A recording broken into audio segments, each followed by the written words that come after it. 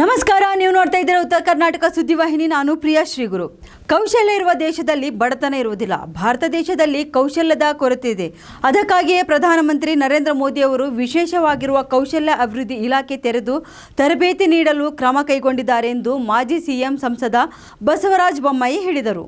ನಗರದ ಕೆಎಲ್ಇ ಸಂಸ್ಥೆಯ ಜೆಟಿ ಮಹಾವಿದ್ಯಾಲಯದಲ್ಲಿ ಏರ್ಪಡಿಸಿದ್ದ ಉದ್ಯೋಗ ಮೇಳ ಕಾರ್ಯಕ್ರಮ ಉದ್ಘಾಟಿಸಿ ಮಾತನಾಡಿ, ನನಗೆ ಕೌಶಲ್ಯ ಅಭಿವೃದ್ಧಿ, ಕಾರ್ಮಿಕ ಹಾಗೂ ಟೆಕ್ಸ್ಟೈಲ್ ಕ್ಷೇತ್ರದಲ್ಲಿ ಉದ್ಯೋಗ ನೀಡುವ ಇಲಾಖೆಗಳ ಜವಾಬ್ದಾರಿಯನ್ನು ಪ್ರಧಾನಿ ನೀಡಿದ್ದಾರೆ. ಪ್ರಧಾನಮಂತ್ರಿಯ ಕನಸು ಕೌಶಲ್ಯಭರಿತ ಭಾರತ ಮಾಡುವ ನಿಟ್ಟಿನಲ್ಲಿ ಉದ್ಯೋಗ ಸೃಷ್ಟಿಗೆ ಪೂರಕವಾದ ವರದಿಯನ್ನು ನೀಡಲು ನಾನು ಶ್ರಮ ವಹಿಸುತ್ತೇನೆ. ಶಿಕ್ಷಣ ಮತ್ತು ಉದ್ಯೋಗದ ನಡುವೆ ಅಂತರ ಇದೆ ಎಂದು ಹೇಳಿದರು.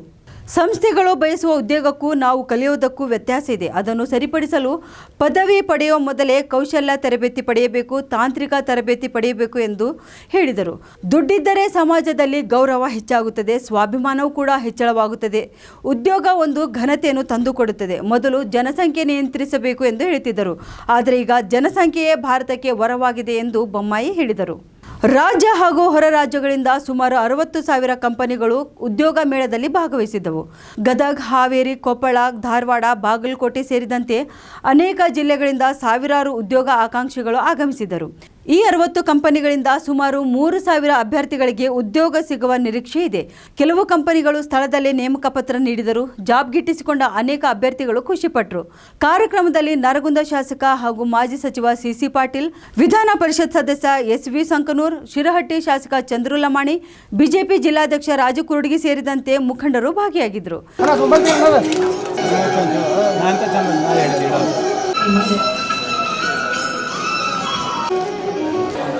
ಸರಿ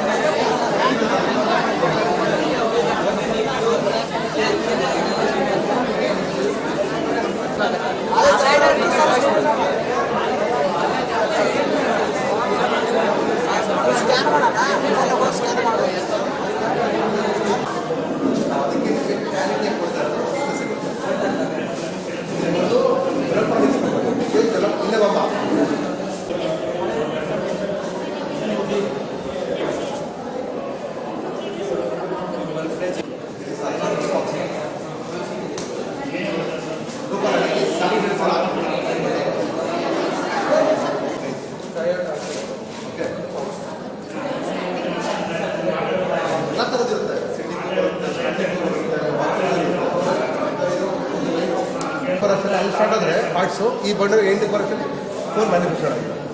ಆ ಥರ ಅದರ್ವೈಸ್ ಇದಿರುತ್ತೆ, ಏನು ಡಿಪಾರ್ಟ್ಮೆಂಟ್ ಇರುತ್ತೆ. ಯಾವ ಡಿಪಾರ್ಟ್ಮೆಂಟ್